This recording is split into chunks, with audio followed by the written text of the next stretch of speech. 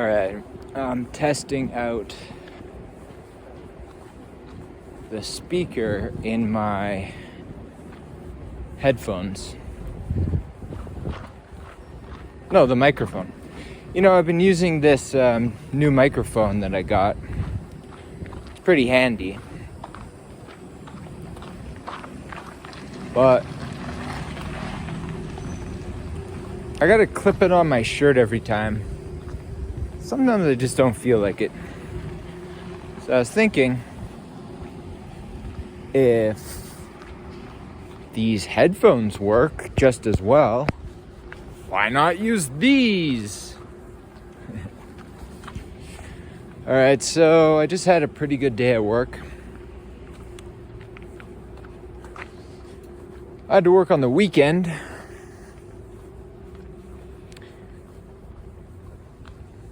That's what happens when you work at a restaurant. And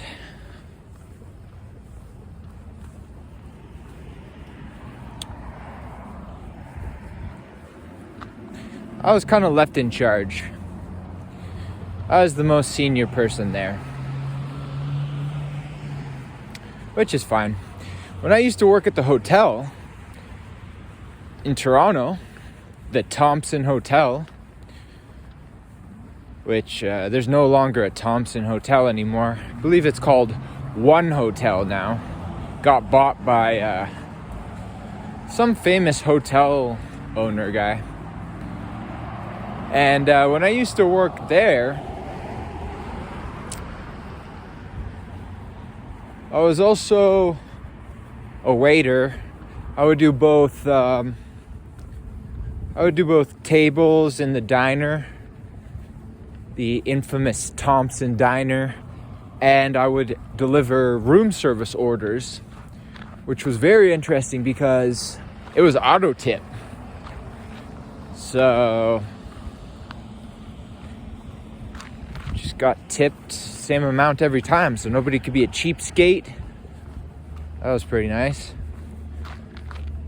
And oh yeah, I was also in charge because I was working the graveyard shift a lot. And I don't know if you've ever worked graveyard, but it's fucking wild. It's like certain type of people work graveyard shifts. Like all the people at the hotel, at the front desk, and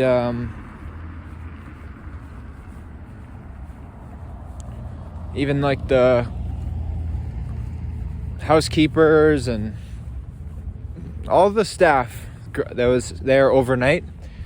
Just a different type of person. Kind of interesting type of person. One of the things that happens is your family pretty much never sees you. So they gotta like get used to that. And you end up going for like late breakfast, early lunch a lot. Or, I don't know, you just get... and then also I think my days off were like Monday, Tuesday or something like that. And then like on Monday and Tuesday, I would still basically have to go to sleep during the day because if I tried to correct my sleep schedule, then by the time I had to go back to work at the hotel on Wednesday, my sleep schedule would be off and I wouldn't be able to fall asleep. So you pretty much just end up being a night owl.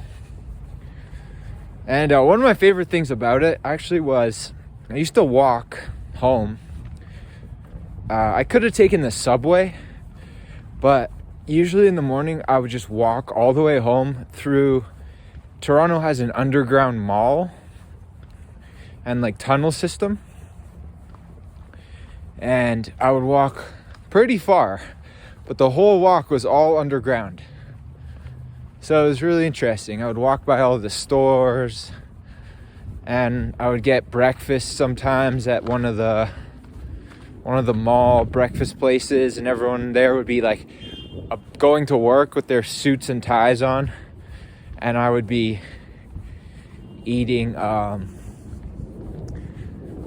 I'd be eating my, I'd be eating breakfast, but I was about to go to sleep.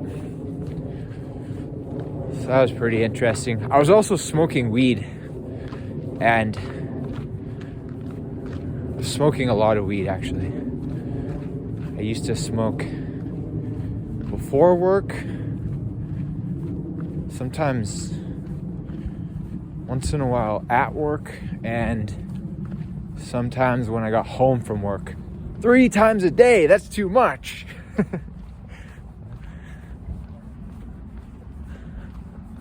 Anyway, I also was getting into meditation, and I found it really helpful to smoke weed and meditate. Something about the anxiety, like the relaxation of the THC, and it would help me sit still and meditate. Then when I got better at meditating, I actually had to stop smoking weed because I wouldn't be able to meditate properly. Actually, one of the Buddhist teachings is do not consume anything that dulls the mind. Or is it dulls? They use a word. I think it's dulls the mind. And that's what alcohol and marijuana do, is it dulls the mind. So then, in order to get better at meditating, I had to quit drinking and smoking. So that's the journey of a meditator. You do what you gotta do to get to the next level. As they say, common saying, there's levels to this shit. It's true in a lot of things. Meditating, careers, different careers. There's levels. You got the rookies, the medium level, and then the experts. I wanted to become a meditation expert. And the other thing, I think I'm kind of becoming an expert at working with seniors. Because now when something's happening at work with a senior, for example, memory loss, I don't really get too rattled about it. I just do what I gotta do to help them figure out what they're up to, whether that's trying to eat or trying to entertain themselves or trying to socialize. Just keep it moving. On to the next thing. Don't worry if you can't remember too much. And so I'm glad that I'm developing that expertise. I think I'm in the middle. I'm not a rookie anymore.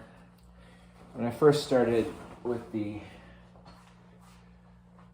understanding of dementia care, I was just a rookie and I didn't know what to say or do. It was actually quite difficult for me to understand how to help them. And now I do what I gotta do, Do you want this? Do you want that? We'll have a little conversation. We'll talk about your family. Oh, you can't remember your family? That's all right. Who cares? So yeah, that's the job. And it's also like a restaurant. I mean, it runs like a restaurant. The cooks are restaurant quality. The chefs, the cooks. We got a dishwashing team. We've got all the table setups and all that stuff. So it's fast paced. You got to get the food out while it's hot, So that's that.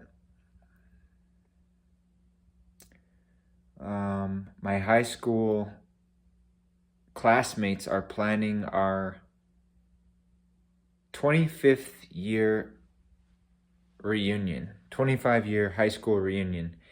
And I don't know what's going to happen, because after 25 years, people change. You know what I mean? People are not the same.